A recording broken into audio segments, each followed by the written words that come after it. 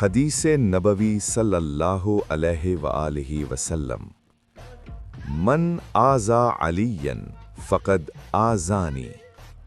ترجمہ: جس نے علی کو ایذا یعنی تکلیف دی اس نے مجھے ایذا یعنی تکلیف دی۔ پورا واقعہ: کچھ منافقین بظاہر مسلمان تھے مگر دل میں علی سے بغض رکھتے تھے۔ وہ علی کو زبان یا عمل سے تکلیف دیتے۔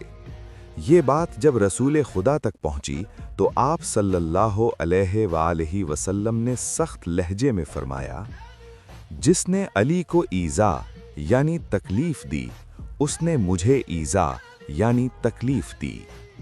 یہ اس لیے فرمایا گیا تاکہ علی کی حرمت واضح ہو، کوئی یہ نہ سمجھے کہ علی کو نقصان پہنچانا معمولی بات ہے۔ علی کی توہین رسول کی توہین ہے۔